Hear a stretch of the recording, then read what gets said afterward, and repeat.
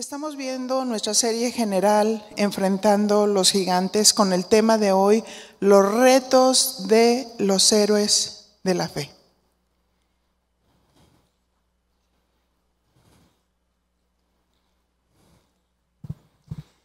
Nos ponemos en las manos del Señor y le pedimos ayuda, que nos ilumine, que nos guíe, que nos hable a nuestro corazón.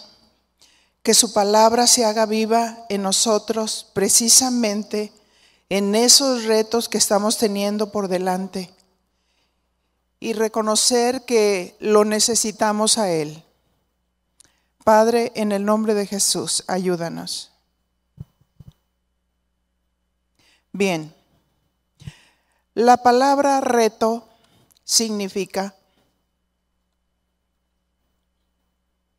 acción de retar. Un ejemplo, acepté su reto sin demasiada convicción sobre mis posibilidades. Eso es un reto, ¿verdad? Muchas veces sentimos que nuestras posibilidades no son muchas, pero ¿cuántas aceptamos el reto del Señor? 2. ¿Cuántas aceptamos el reto del Señor? Dios nos reta en situaciones difíciles y peligrosas.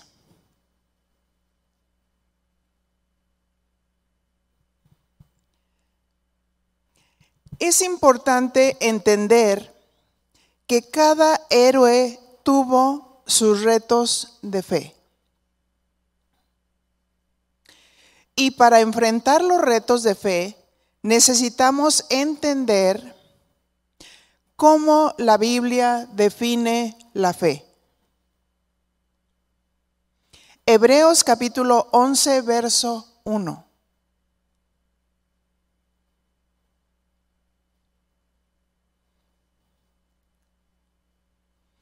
Y dice su palabra: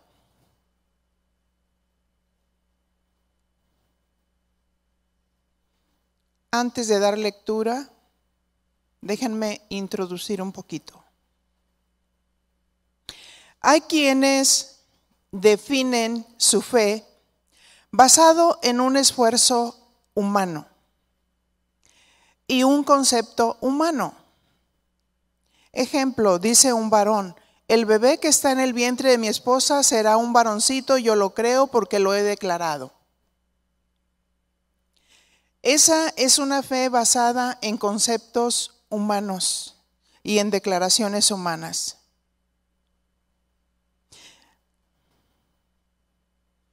¿Qué les parece si definimos la palabra fe?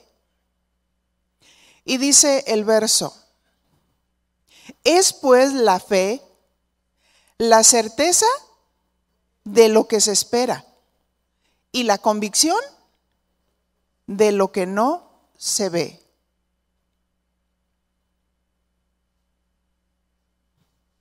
Así es que esta palabra fe, del griego pistis, significa credibilidad, significa persuasión. Esa es la definición de fe: credibilidad, persuasión. Así es que fe significa creer, y creer en una verdad, en este caso, la verdad de Dios. Y claramente lo estuvimos cantando, ¿verdad?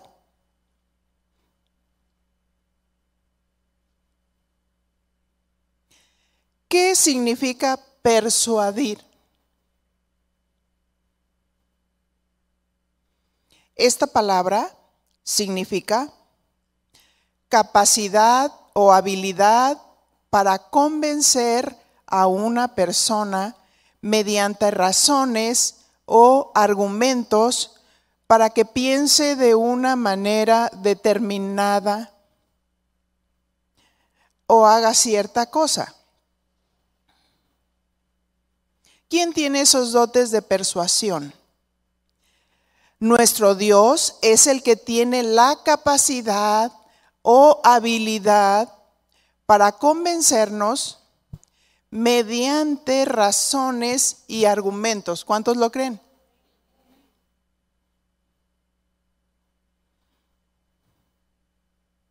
Es el único que puede persuadirnos para que pensemos de una manera determinada. Por eso les dije, qué bueno que estamos aquí. ¿Por qué? Porque Dios nos está dando la oportunidad para persuadirnos y que pensemos como Él piensa. Porque ya nos dimos cuenta cómo piensa el mundo, cómo decide el mundo, cómo vive el mundo.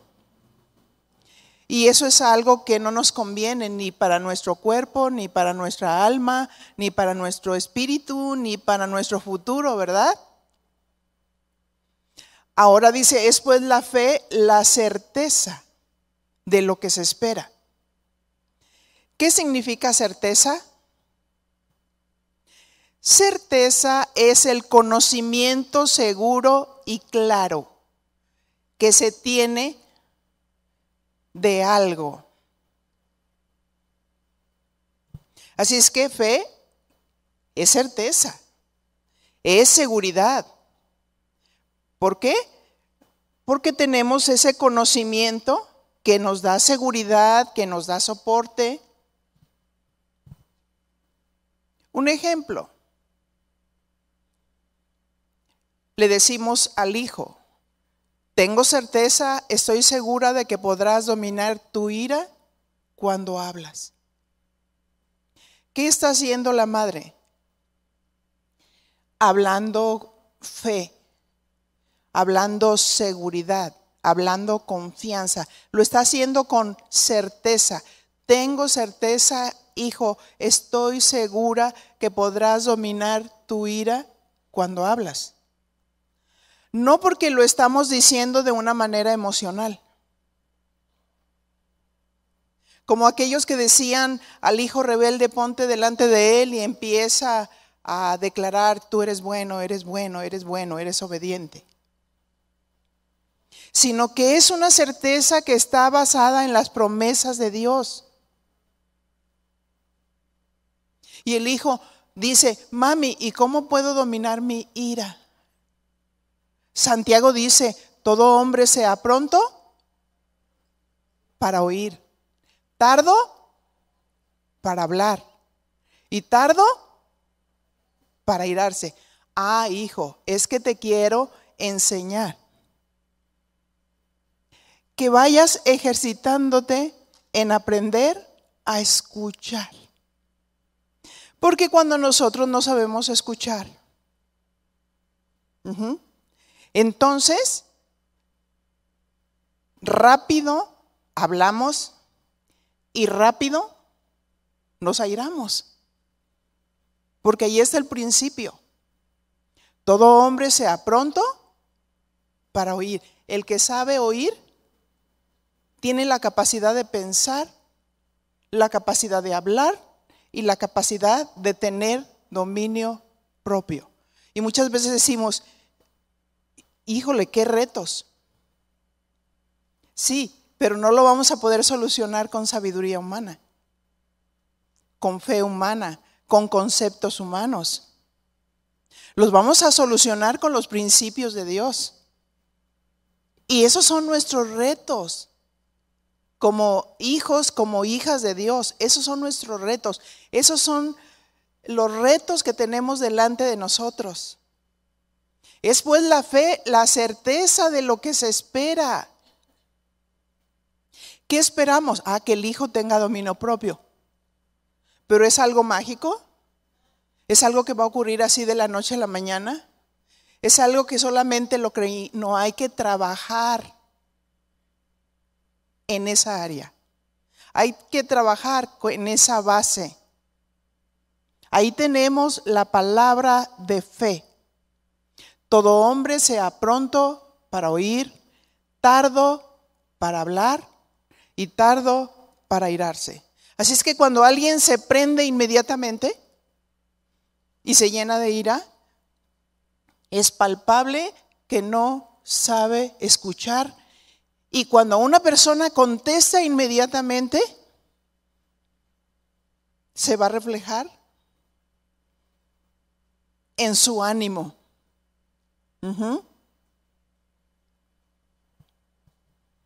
Por eso la madre con toda confianza dice: tengo certeza y estoy segura que podrás dominar tu ira cuando hablas. Pero ¿cómo, mami? Dios nos va a ayudar. Te voy a enseñar, te voy a instruir. Si tú estás dispuesto, entonces lo vas a lograr. Y entonces tienes que darte cuenta que si de pronto empiezas con un enojo y te empiezas a dejar llevar del enojo, ten la seguridad de que es porque no estás escuchando, te estás saltando el primer principio. Todo hombre sea pronto para oír, tardo para hablar y tardo para irarse. Así es que cuando alguien te pregunte algo, no importa que te digan: ¿y por qué no contestas rápido?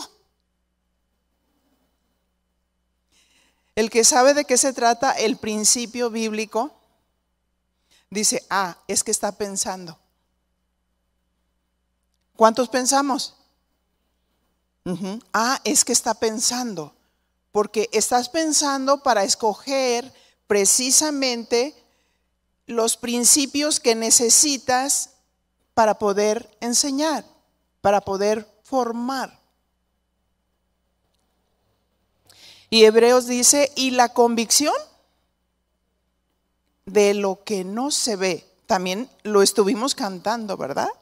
La convicción de lo que no se ve, porque a veces vemos nosotros la situación muy difícil, está delante de nosotros, estamos batallando con situaciones que no esperábamos, o con situaciones de familiares que tenemos muy cerca y nos conmovemos por el dolor, nos conmovemos por las situaciones que están pasando, pero ¿cómo los vamos a ayudar? La fe es la certeza de lo que se espera. ¿Qué esperamos? ¿Tenemos fe y confianza que Dios va a cambiar un hijo rebelde? ¿Tenemos fe y confianza que Dios puede transformar a un hijo vicioso? Sí, solo Dios lo puede hacer. Pero nos quiere usar a nosotros, y el reto que Dios nos está poniendo a nosotros como madres, como padres de familia, es formar, pero con la fe de Dios.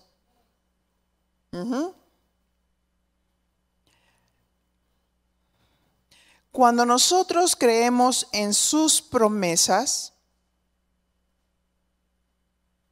estamos seguros que vamos a recibir aquello que le hemos pedido a Dios.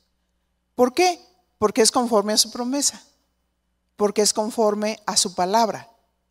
No ha sido una fe emocional, sino conforme a sus promesas. Por eso es que podemos creer que lo podemos recibir. ¿Qué, cómo, cuándo y dónde? Solamente Él lo sabe. Pero tenemos que esperar con la convicción de lo que no se ve.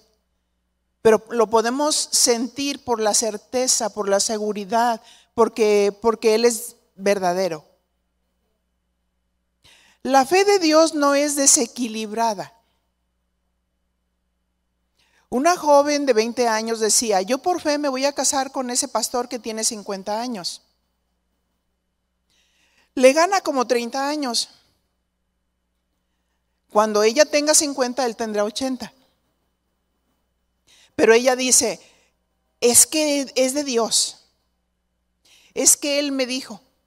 Es como si alguien dijera: una joven, yo me voy a casar con aquel muchacho, pero está hablando de un muchacho que no conoce a Dios. ¿Eso lo avala Dios? No, porque es un yugo desigual. Yugo desigual significa un pensamiento diferente. Y cuando una persona piensa diferente, lógicamente que no tiene que ver nada con la fe de Dios, no tiene que ver nada con la fe de esa joven. Entonces no puede decir esto es de Dios. Dios es equilibrado, su fe es equilibrada. Ujú. ¿Y qué le dice? Gózate con la mujer de tu juventud, no con el viejito. ¿Verdad?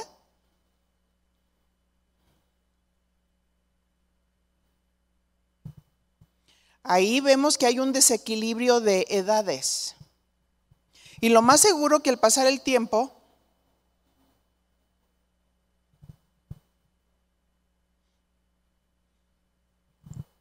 se encuentran en esa situación. He conocido parejas que están en esa condición, donde ella jovencita, o sea, unos 45 años y ya el señor noventeando. Entonces es algo constante de cuidado al esposo, de protegerlo. Es más como un papá que un esposo.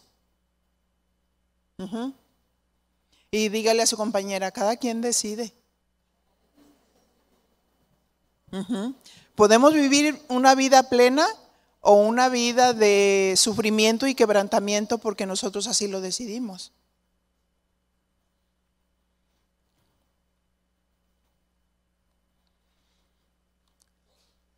Yo recuerdo cuando mi hijo no era convertido. Mi hijo David significa amado. Y es también Jonatán, que significa Dios ha dado. Dios ha dado un hijo amado. Pero ¿cuántos saben que el enemigo quiere matar, robar y destruir por el plan y el propósito que Dios tiene para cada hijo? Y que tenemos que pelear las batallas de la fe por ellos, en oración, en paciencia. Ahorita lógicamente él ya está convertido, incluso está casado, tengo una hermosa nieta que alaba y adora a Dios. Pero cuando él no era convertido, lo observaba y lo veía muy perdido. Y lo veía con mi vista natural, pero también con la fe de Dios. También con la convicción en mi corazón que Dios iba a terminar aquella obra que comenzó. Porque mis hijos cuando estaban chiquitos les dieron palabra profética y dijeron, este va a ser un pastor apostólico, pero el enemigo sabe. El enemigo sabe. Yo recuerdo que en una ocasión tenía como 7 años cuando se pasa sin ver una calle, íbamos todos juntos y le dije, ¿por qué te pasaste? Debes estar observando. Y dice, es que no me puedo morir porque voy a ser pastor. Pero el enemigo sabe. Sabe cómo herir los corazones, cómo desde pequeños a veces los hijos de los pastores son muy atacados. Los niños empiezan a reír de ellos. Recuerdo que él se ponía su trajecito y unos zapatos nuevos y se empezaron a burlar de él. Y él es muy sensible. Y esa sensibilidad lo llevó a tener un enojo en su corazón. Y a veces ese enojo hace que se vuelvan contra los padres cuando los padres no somos culpables de eso. Cualquiera con un pensamiento humano, cuando un niño ya nacido de Dios es diferente, pero cuando un niño no nacido de Dios se le hace un agravio. A mí si me dijeran, oye, qué privilegio que eres hija del pastor, yo diría, sí, es un privilegio, ¿cierto? Pero cuando la naturaleza humana está caída, lo que hace es, no quiero saber nada. Porque ese es el enemigo, atacando, tratando de herir el corazón para destruir el propósito que Dios tiene para ellos. Así es que créame que diario, constantemente estaba orando por él, para que se convirtiera al Señor. Y me dijo el Señor, pero eso no es orar solamente, es ser paciente, es amar. Y imagínese, se convirtió a los 18 años. ¿No cree que haya habido paciencia? ¿Verdad? Paciencia para cada día, para estar creyendo, para estar confiando, para estar esperando en el Señor.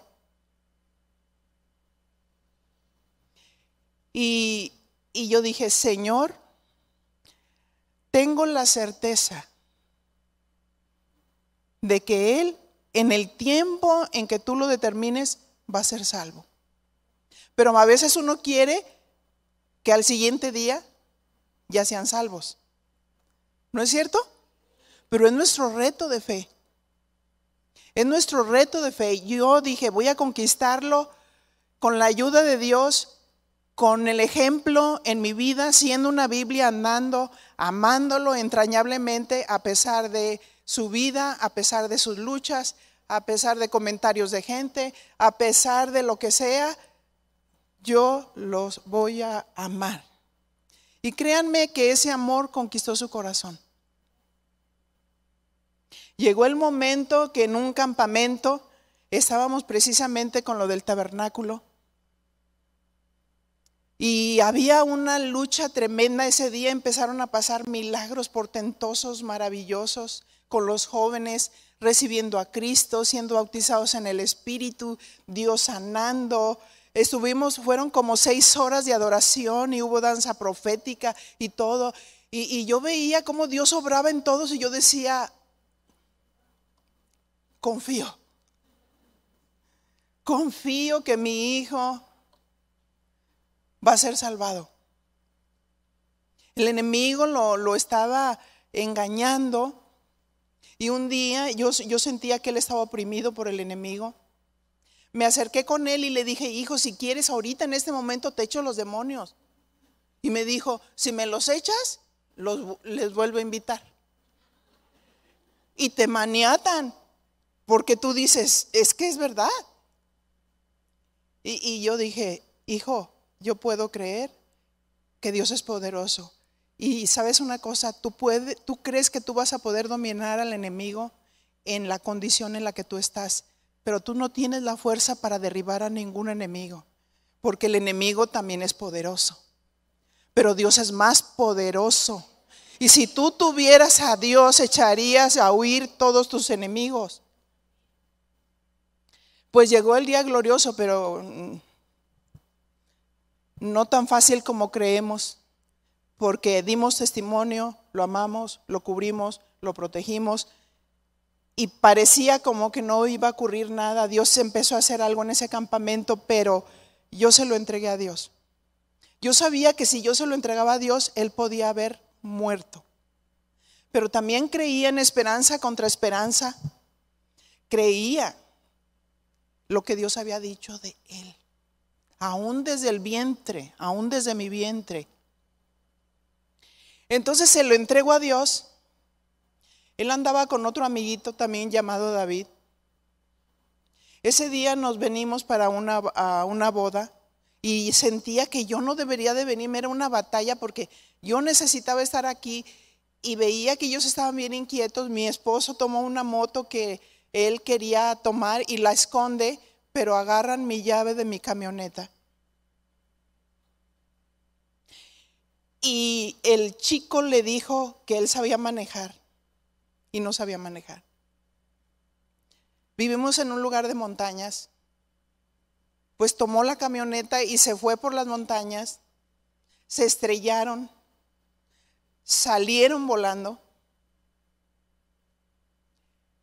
Y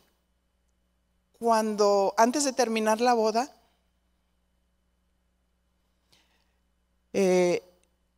mi esposo me comentó, necesitamos irnos. Porque David sufrió un accidente. Yo me acordaba que yo se lo había entregado porque mis obras, por más esfuerzo que yo pueda hacer, no es a mi manera, es a la manera de Dios. Amén. Entonces en eso yo sentí como que me salió una lágrima y me dijo mi esposo, ¿te vas a aguantar a lo que sea? Y yo le dije, sí, porque Dios es bueno, porque yo se lo entregué a Dios, porque Dios sabe cómo hace las cosas. Llegamos a la cruz verde, y los 2 niños se llamaban David. Y nos dijeron, se llevaron a su hijo y está gravísimo. Y yo dije, híjole Señor, qué tremendo, está en tus manos. Pero de pronto abren la puerta de urgencias y vi a mi hijo ahí, con este ojo amoratado, Y después él cuenta su experiencia. Hicieron todas las revisiones y al segundo o tercer día él ya estaba en la casa. Su pantalón que traía de mezclilla aún saliendo por el quemacocos, estoy segura que los ángeles de Dios lo tomaron.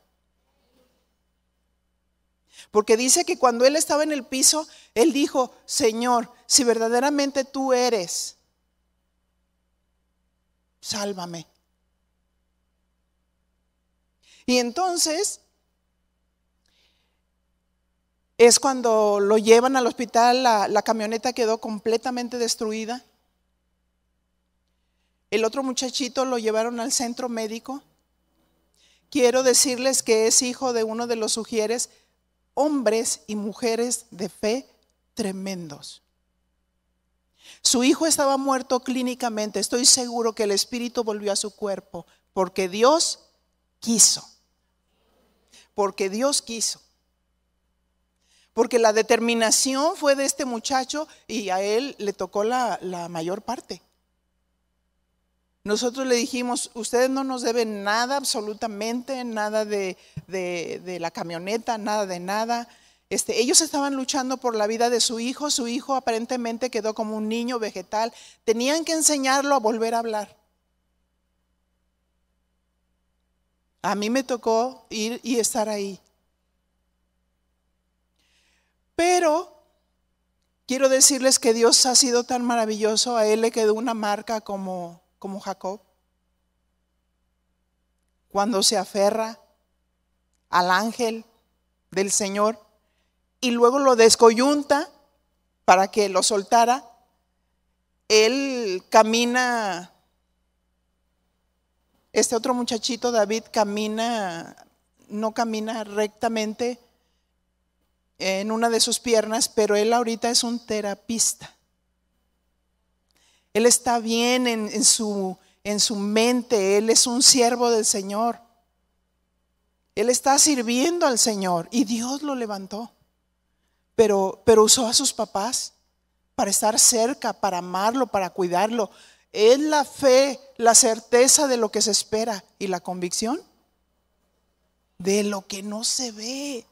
Ellos estaban mirando en visión: Señor, mi hijo. Pues mi hijo, ni siquiera el pantalón, que de esas veces que te caes y de parado te caes y te rompes el pantalón, pues no tenía nada su pantalón. Una fisurita en el dedo de su pie, el hematoma, que poco a poco fue bajando. Y aprovechamos para compartirle lo que era el cielo y el infierno. Le pusimos una película del infierno y dijo: ¡qué terrible! Y le digo: sí, porque eso es para la eternidad. Y tú decides. Fue después de eso que pasó un año, cuando fue el campamento. Cuando yo le dije al Señor: Señor, creo en ti, en esperanza contra esperanza. Me gozo mucho de que me uses, de ver a tantos jóvenes que estás salvando, de ver a tantos jóvenes que estás sanando, pero también confío en la obra de tu Espíritu Santo en la vida de mi hijo. Y nació de Dios. Nació de Dios.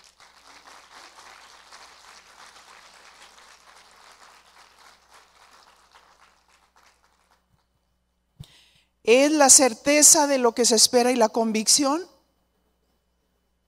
de lo que no se ve.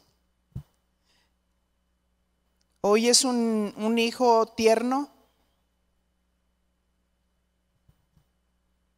que valoró a sus padres, que dijo: tanto tiempo he perdido, quiero estar más cerca de ustedes, quiero disfrutarlos, porque cuando alguien nace de Dios, honra a Dios y honra a sus padres.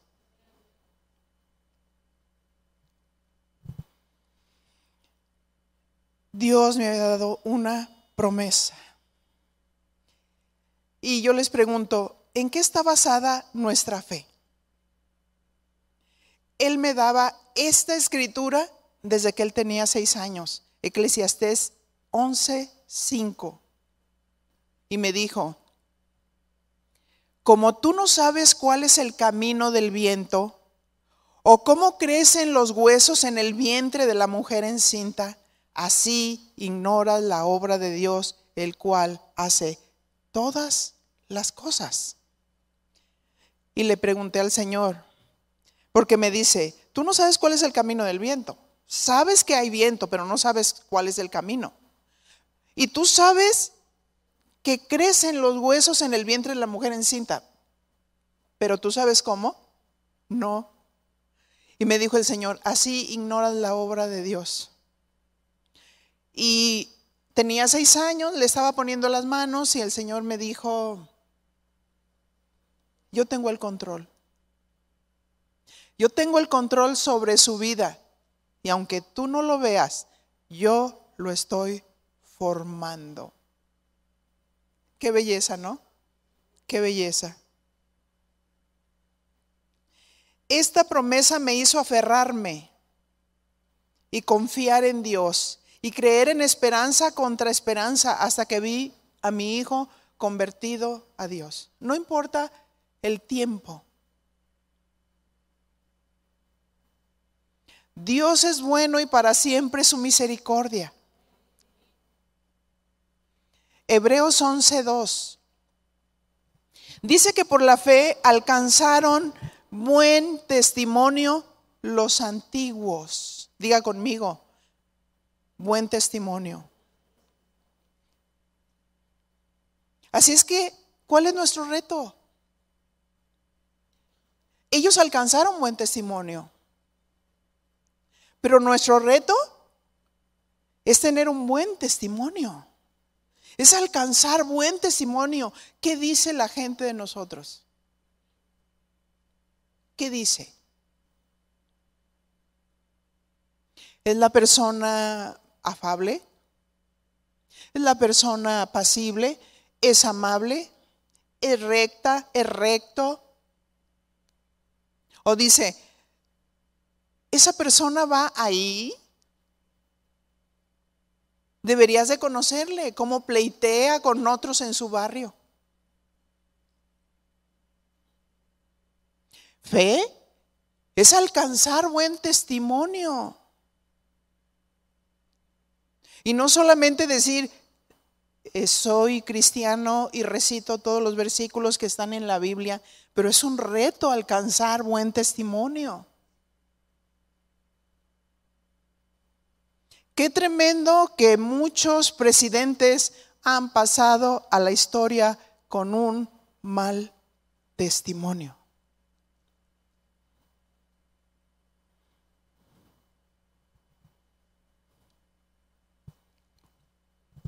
Por ella alcanzaron buen testimonio los antiguos. Por la fe,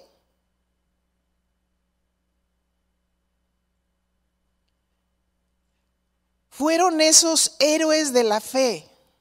Los recordamos aprendiendo de ellos, aprendiendo de aquellas situaciones a las que se enfrentaron y cómo respondieron a esos retos que estaban delante de ellos. Y por esa razón alcanzaron buen testimonio. Qué importante es el buen testimonio. ¿En tu trabajo tienes buen testimonio? ¿Llegas temprano? ¿Trabajas o haces como que trabajas?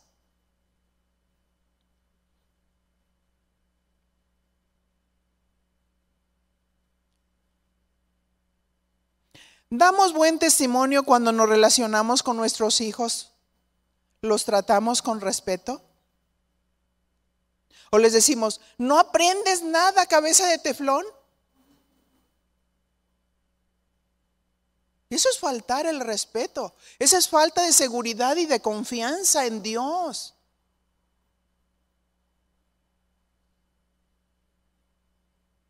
Hay que dedicarle a los hijos.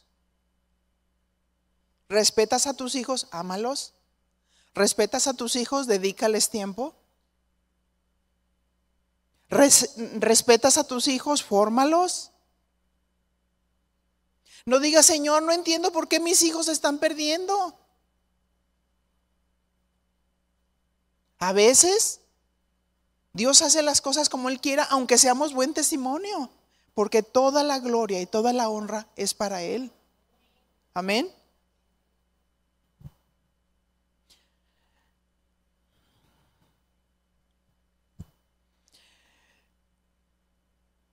Dios quiere que los corrijamos con una amonestación suave y una disciplina en amor y dominio propio, pero no para desquitarnos.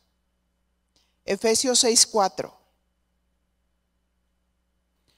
Dice la palabra, porque aquí es donde tenemos la palabra de fe, ¿verdad? La promesa. Y vosotros, padres, no provoques a ira a vuestros hijos, sino críadlos en disciplina y en amonestación del Señor. ¿Qué dice? No provoques a ira a vuestros hijos. ¿Tienes varios hijos? No digas, ¿deberían de ser como Carlitos? Él sí trabaja, él sí saca buenas calificaciones, él sí. ¿Y qué estás haciendo con los demás? ¿Los estás comparando? ¿Los estás metiendo en competencia? Sabiendo que cada hijo es único y es distinto. Cada hijo es diferente. Hay quienes pueden sacar 100 y son excelentes. Hay quienes pueden alcanzar un 8 y son excelentes, porque es lo que pueden dar. Amén. No provoques a ira a tus hijos, haciendo comparaciones por el color de piel, porque se parece más a ti.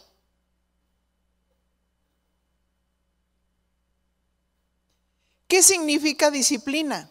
Significa, según el griego paideia, significa instrucción. La disciplina tiene dos acepciones. Significa instrucción, significa educar y capacitar. Instruir, educar, capacitar, para ayudar al niño o al adolescente a modelar su carácter. Para eso es la instrucción.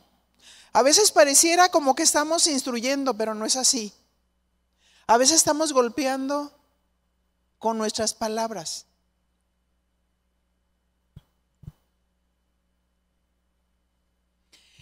Y ahí reflejamos qué es lo que está ocurriendo. Nos falta sabiduría, pero cuando lo hacemos correctamente vemos el fruto reflejado. Vemos ese fruto reflejado en su rostro y en sus acciones correctas. Dice, criadlos en amonestación del Señor. ¿Qué significa amonestación del griego noutsesia? Y significa llamar la atención con una reprensión suave. ¿Sí? Esta definición deberíamos de hacer una plana de tarea. Porque a veces nosotros pensamos que cuando vemos al árbitro y saca la tarjeta, lo hace muy enérgicamente, ¿verdad? Pero la amonestación según Dios aquí dice llamar la atención con una reprensión suave. Das una advertencia con una reprensión suave. No tienes que dominar, no tienes que gritar, sino hacerlo suavemente. El hijo llegó un poquito más tarde de lo previsto. Hijo, explícame qué pasó. Dar oportunidad a que el hijo explique por qué razón llegó más tarde. Y entonces el hijo explica y el padre sabio dice, ay, qué bueno que le pregunté. Porque si me hubiera adelantado, Si me hubiera dejado llevar por mis emociones, lo hubiera afectado. Y entonces el padre dice, hijo, te pido de favor que tengas más cuidado. Cuando te pase algo así, tienes el teléfono. Háblame por teléfono y dime, pasó este percance, por esa razón voy a llegar un poquito tarde. No te preocupes. ¿Se fija? Instrucción. Esta instrucción es en base a la promesa, en base a los principios de Dios que ya están establecidos.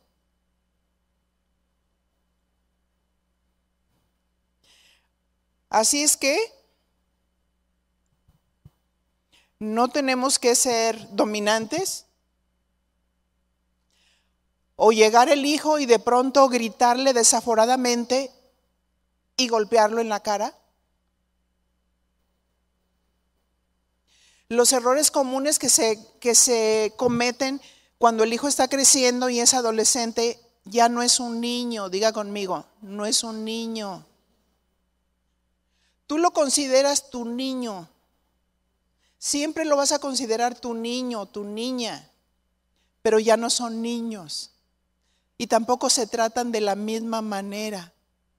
Esos son los conflictos entre los adolescentes y los padres, porque los padres todavía los tratan como niños y no como jovencitos que están pasando a otra etapa de su vida.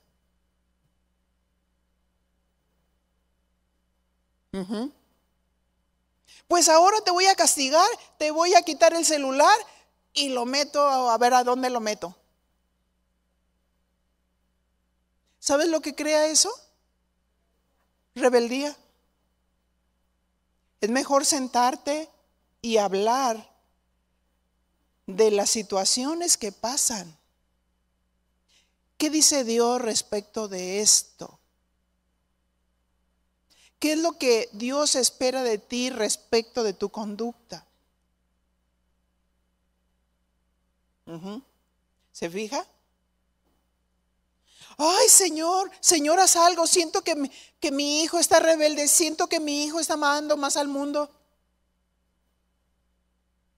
Porque a veces no le estamos dejando otra.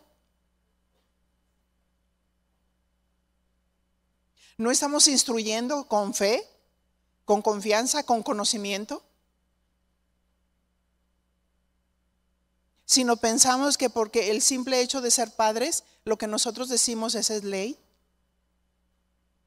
Y no hay cómo estar instruyendo a los hijos, cómo se tienen que comportar, cuáles son las situaciones que están pasando ahorita en las escuelas, cómo debería de responder ante una situación así.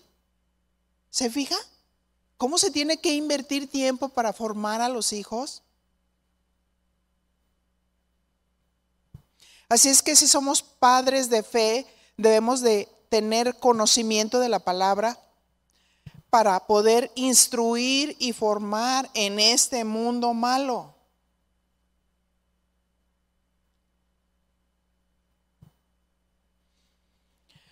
Debemos ser ejemplo y dar buen testimonio, porque si los hijos dicen, ¿cómo? En realidad hay hijos piadosos. Hay hijos que han nacido de nuevo. Hay hijos que no están fijando sus ojos en sus padres o uno de sus padres que no son cristianos. Los ves fervientes, amorosos. Los ves luchando por seguir al Señor.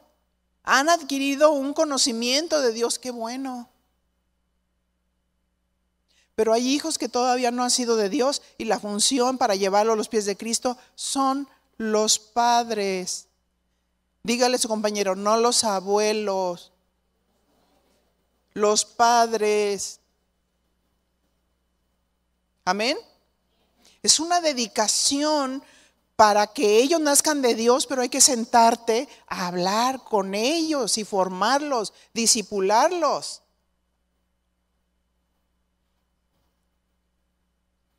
Hechos 6:3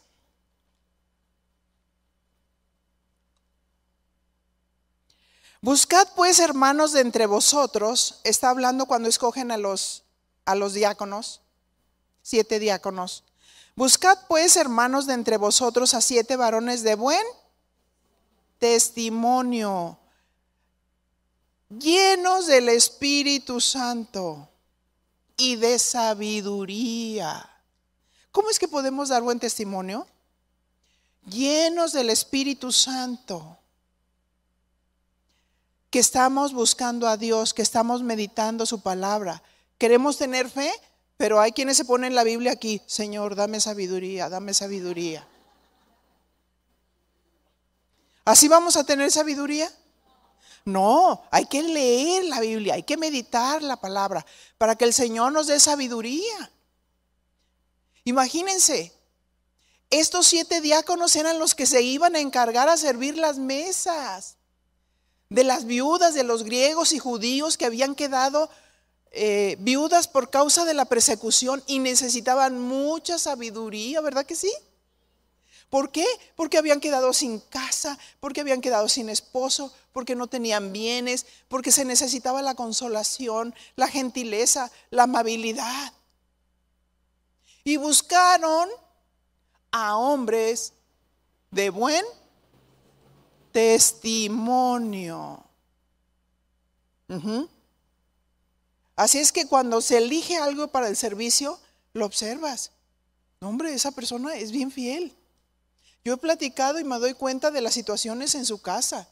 Es una persona responsable, es una persona que cumple, es una persona que es una luz ahí dentro. ¿Saben qué? Vamos a escoger a esta persona para el servicio.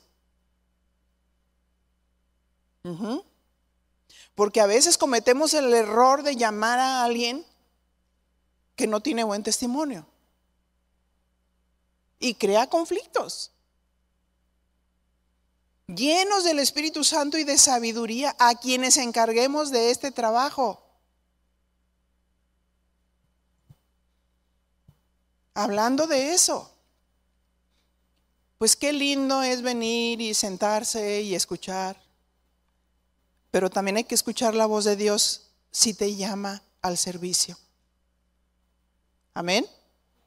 Y no digamos, no oigo, soy de palo, tengo orejas de pescado. Sino decir, Señor, así como dijo Isaías, después de que tuvo un encuentro poderoso con Dios, y dijo el Señor, ¿a quién enviaremos? Y él no dijo, al otro. Él dijo, heme aquí, envíame a mí. Porque Dios es el que llama. A veces Dios usa la necesidad. Había una necesidad en ese tiempo. Había necesidad porque los apóstoles estaban dedicados a servir las mesas cuando ellos necesitaban tiempo para la oración y la palabra. Invertimos nuestra vida, nuestra fuerza. Aquí se necesitan mujeres virtuosas. Amén. Y una mujer virtuosa pues no es alguien que anda prendidito, sino es alguien que sabe lavar, sabe planchar, sabe cocinar, sabe administrar, sabe organizarse. Y decimos, ay no, Dios, entonces siempre no. No, siempre sí, acepte el reto. Es un reto de fe. Amén. Implica todo en nuestra vida, nuestra fuerza, la inteligencia, la sabiduría, lo espiritual. Y hasta lo económico, ¿verdad? Porque no vamos a la tienda y, ay, oiga, me gusta ese traje, ¿me lo da? Es que voy a servir a Dios. ¿Verdad que no? Y te dice, cuesta tanto. ¡Ay, cómo! ¿Cómo? Por eso no sirvo. Pues el que no sirve, no sirve. Pero el que cree en el Señor, del cielo le llueve la bendición. Amén. Nada será un obstáculo para ir adelante, para servir a Dios. Así es que busquemos las cosas de arriba. Nos gozamos de estar en su presencia, llenos del Espíritu Santo. El que sirve debe ser lleno del Espíritu Santo, haber estado en su presencia. No podemos ministrar en nuestras emociones, en la carne. No podemos traernos los problemas que nos aquejan. Eso ya se los dejé a Dios. Antes de venirme se los dejé a mi Señor. Colosenses 3:1 dice: si pues habéis resucitado con Cristo, busca las cosas de arriba, donde está Cristo sentado a la diestra de Dios. Qué hermoso, ¿no? Buscad las cosas de arriba. Todo en este mundo perecerá. Tu cuenta de banco perecerá. Tu auto ni sabes ni quién se va a quedar con él. Y las joyitas que tienes también. Porque dice la palabra, sin duda venimos desnudos a este mundo y así nos vamos a ir. ¿No nos vamos a llevar? Nada. Eclesiastés mismo decía: ¿para qué nos afanamos bajo el sol? Si de todo lo que hemos hecho y trabajado, ¿de quién será?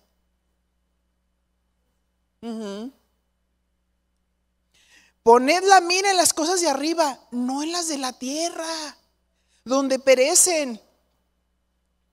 ¿En qué está basada nuestra fe? Hebreos 11:3. Por la fe entendemos haber sido constituido el universo por la palabra de Dios, de modo que lo que se ve fue hecho de lo que no se veía. Así es que todo fue hecho por la palabra de Dios, porque Dios dijo. Su palabra es poderosa. Dios dijo: hágase la luz y se hizo. Hágase las lumbreras el día y la noche y se hicieron. Sepárese las aguas. Y Dios hizo el cielo y la tierra. Produzca la tierra toda semilla, árboles, frutos.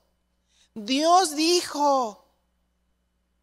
Su palabra es poderosa. Todo el universo está sostenido por la palabra de Dios. Toda nuestra vida tiene que estar sostenida por la palabra de Dios. Confiemos en la palabra de Dios. Él es verdadero. No miente. Él no tiene doblez. Él es inmutable. Él es inamovible. Sus promesas son sí y amén. Su palabra para nosotros es un soporte. Él es la roca. En Él podemos descansar y estar seguros. No hay nada en su creación que no descanse en su palabra.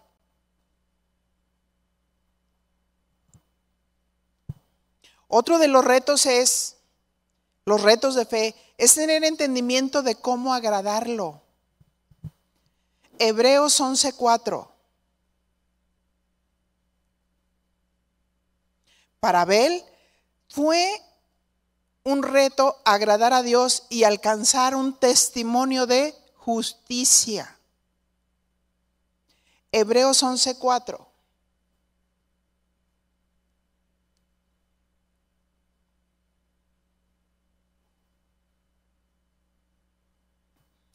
Por la fe, Abel ofreció a Dios más excelente sacrificio que Caín, por lo cual alcanzó testimonio de que era ¿qué? Justo, dando Dios testimonio de sus ofrendas, y muerto aún habla por ella. Porque ofreció más excelente sacrificio que Caín. Y para entenderlo un poquito, Génesis capítulo 4, verso 1.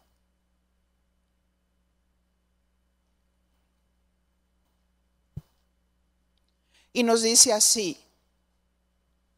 Aquí vemos dos hermanos, dos generaciones, Caín y Abel. Y dice la palabra de Dios: y conoció Adán a su mujer Eva, la cual concibió y dio a luz a Caín, y dijo: por voluntad de Jehová he adquirido varón. ¿Por voluntad de quién? Cada hijo es adquirido por la voluntad de Dios. Después dio a luz a su hermano Abel, y Abel fue pastor de ovejas, y Caín fue labrador de la tierra. Y aconteció, andando el tiempo, que Caín trajo del fruto de la tierra una ofrenda a Jehová. Y Abel trajo también de los primogénitos de sus ovejas, de lo más gordo de ellas. Y miró Jehová con agrado a Abel y a su ofrenda. Pero no miró con agrado a Caín y a la ofrenda suya. Y se ensañó Caín en gran manera y decayó su semblante. Aquí nos preguntamos, ¿acaso Dios hace acepción de personas? Porque recibió más la ofrenda de Abel que la ofrenda de Caín. Si decimos que tenemos fe, está basada en el conocimiento de Dios. Y en base a ese conocimiento, entonces nosotros buscamos agradar a Dios. ¿Cierto? No se trata de quedar bien, se trata de agradar a Dios por los propósitos que Él tiene. Entonces Jehová dijo a Caín, ¿por qué te has ensañado? ¿Y por qué ha decaído tu semblante? Y fíjense, esta frase es clave. Si bien hicieres, ¿no serás enaltecido? Y si no hicieres bien, el pecado está a la puerta. Con todo esto, a ti será su deseo y tú te enseñorearás de él. Y dijo Caín a su hermano Abel, salgamos al campo. Y aconteció que estando ellos en el campo, Caín se levantó contra su hermano Abel. ¿Y qué hizo? Lo mató. Abel tuvo fe en Dios porque creyó. Él creyó en Dios y quiso agradarlo dándole lo mejor, pero con entendimiento. No fue una ofrenda emocional, fue una ofrenda con entendimiento de lo que le agradaba a Dios. Era una ofrenda de animales para el sacrificio. Diga conmigo, sacrificio. Este sacrificio estaba tipificando el sacrificio de Cristo. Porque siempre que hacían un sacrificio, se derramaba la sangre del animal. Y en el Antiguo Testamento, esto es como un tipo del sacrificio de Cristo. Solo por su sangre, la sangre de Cristo, podemos tener la justicia de Dios. Por eso Dios se agradó de la ofrenda de Abel. Pues por ese derramamiento de su sangre, tenemos la redención de nuestros pecados. No podemos agradarle a Dios a nuestra manera, sino como Él dice. Abel alcanzó buen testimonio de que era justo. Tuvo entendimiento de lo que le agradaba a Dios, del propósito de Dios, de lo que Dios quería. Qué hermoso que Dios dio testimonio de la ofrenda de Abel, ¿verdad? Toda persona que nos está escuchando en este auditorio o nos está viendo y escuchando por internet, quiero decirles que la salvación es por fe. Quizás teníamos una religión o tenemos una religión. San Pablo también tenía una religión, el judaísmo. Sin embargo, perseguía a la iglesia de Dios, y cuando perseguía a la iglesia de Dios por la fe que ellos tenían en Dios, el Señor se le aparece en el camino y le dice, ¿por qué me persigues? Porque el que persigue a un hijo de Dios, persigue a Cristo. Pero el que recibe la palabra de un hijo de Dios, recibe a Cristo. Amén. La salvación es por fe. No es por obras para que nadie se gloríe. Es un don de Dios. Es por creer que Jesucristo es Dios y que derramó su sangre preciosa para el perdón de nuestros pecados. ¿Quieres ser justo a través de aceptar el sacrificio que Jesucristo hizo? Hoy puedes tomar una decisión y pedirle que perdone tus pecados y que entre a vivir en tu corazón. Porque la palabra de Dios dice, mas a todos los que le recibieron, Juan 1:12, a los que creen en su nombre les dio poder de ser hechos hijos de Dios. Mas a todos los que le recibieron. ¿Sí? A los que creen en su nombre, porque la palabra predicada te produce fe para salvación.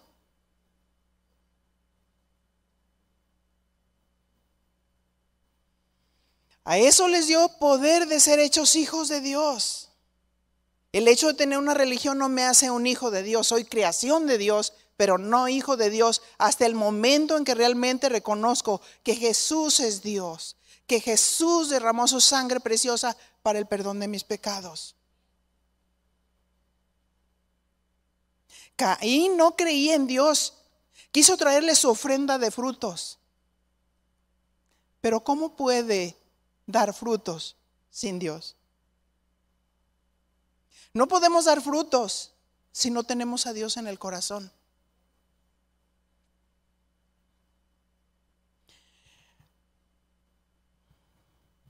No tenía fruto de justicia, sino a través del sacrificio de Cristo. Ahora, hay aquí en esta mañana alguna persona que quiera levantar su mano y quiera hacer una decisión por Cristo. Si tú sabes que tú no tienes a Jesús como Salvador, levanta tu mano si tú quieres hacer esta decisión. Hoy es tu tiempo y tu oportunidad.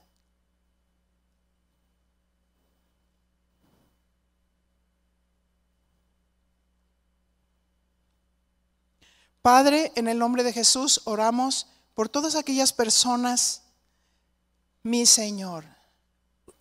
Tome su lugar ahí un momento. Oramos por todas aquellas personas, Señor, que están tomando esta decisión. No solamente las personas aquí que están presentes, sino las personas que están escuchando en cualquier parte del mundo. Y mi Señor, en este momento, tú conoces el corazón. Y pedimos, Padre, en el nombre de Jesús, que tu salvación entre en los corazones. Que estas personas hayan creído que tú eres el Señor, que tú derramaste tu sangre preciosa para el perdón de sus pecados. Sí, mi Señor. Mas a todos los que le recibieron, a los que creen en su nombre, les ha dado poder de ser hechos hijos de Dios. Señor, ponles dolor en su corazón por haber pecado. Jesús ha venido a rescatarnos de nuestra vana manera de vivir. Oh mi Señor, que haya dolor profundo por haber pecado, por estar lejos de Dios, por pecar voluntariamente muchas veces y de muchas maneras. Pero tu sangre preciosa nos limpia de todo pecado. Amén. Pueden tomar asiento. Algunos no entienden la fe en Dios y en su palabra. Por esa razón, Caín mató a Abel, pues se sienten desaprobados por Dios y van en contra de sus hermanos. El reto de Noé fue preparar el arca en que su casa se salvase. Hebreos 11:7 dice, por la fe Noé, cuando fue advertido por Dios acerca de cosas que aún no se veían, con temor preparó el arca en que su casa se salvase. Y por esa fe condenó al mundo y fue hecho heredero de la justicia que viene por la fe. Noé fue advertido de aquellas cosas que no se veían. ¿Y cuáles eran las cosas que no se veían? Pues venía juicio a todas aquellas personas que no creyeran en la promesa que viene por la fe. El arca era un tipo de Cristo y los que creyeran en el mensaje de Noé.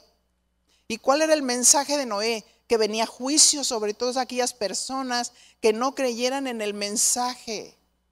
El arca es un tipo de Cristo y todo aquel que lo aborde, todo aquel que crea, todo aquel que se arrepienta de sus pecados, será hijo de Dios.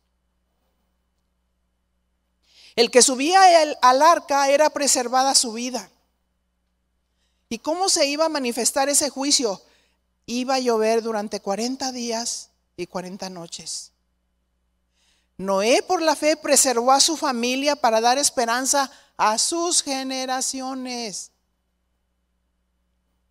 No fue fácil para Noé porque la gente se burlaba, porque no creían que iba a llover de tal manera que se convirtió en un diluvio.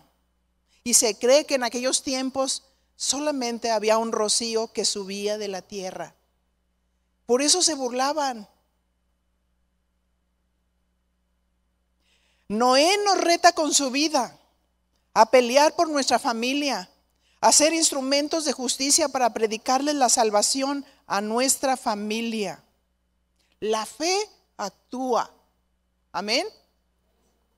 Sin fe es imposible agradar a Dios, porque es necesario que el que se acerca a Dios crea que le hay y que es galardonador de los que le buscan. Debemos enseñar a nuestros hijos sobre el arca de salvación que es Cristo, para que no perezcan, como aquellos que rechazaron el mensaje en el tiempo de Noé. Es necesario ser héroes y heroínas de la fe, pues sin fe es imposible agradar a Dios. Y yo creo que continúe este mensaje porque está muy amplio y muy rico.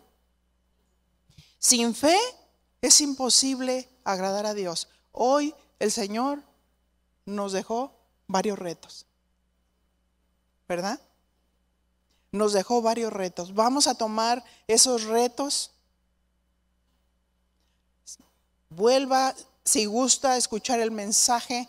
Haga sus anotaciones. Reto número 1, número 2, número 3, número 4. Señor, yo quiero ser esa heroína de la fe, ese héroe de la fe. Oh, mi Señor, quiero ser un pregonero de justicia. ¿Cuántos? Yo las veo gritar bien emocionadas en el desayuno. Y luego, y yo digo, Señor, por favor, que no griten por lo rico del desayuno. Que reciban el reto de ser aquellas heroínas de la fe que conquistaron reinos, que hacen que la gente suba al arca. Amén. Yo lo voy a ver la semana que viene, ¿eh? Padre, en el nombre de Jesús, aceptamos tus retos. Oh, mi Señor, eres bueno con nosotros, eres misericordioso. Al darnos tu palabra, al enseñarnos todos esos hombres y esas mujeres de fe que conquistaron reinos. A ese Abel tan puro de corazón que ni siquiera pudo captar la intención de la maldad de su hermano. Sin embargo, el Señor te agradó haciendo tu voluntad, porque sabemos que es más allá, que trasciende nuestra fe. Sí, mi Dios, sabemos que sin fe es imposible agradarte. Así es que en esta mañana hacemos un compromiso y somos retados a estudiar tu palabra, a meditarla cada día, que sea nuestro pan, que sea nuestro alimento, aquella palabra que produce fe para hacer lo que tú quieres y no lo que nosotros querramos. Te lo pedimos en el nombre de Jesús. Muchas gracias, Señor. Recibe honor, recibe gloria, recibe reconocimiento en todas las cosas en el nombre de Cristo.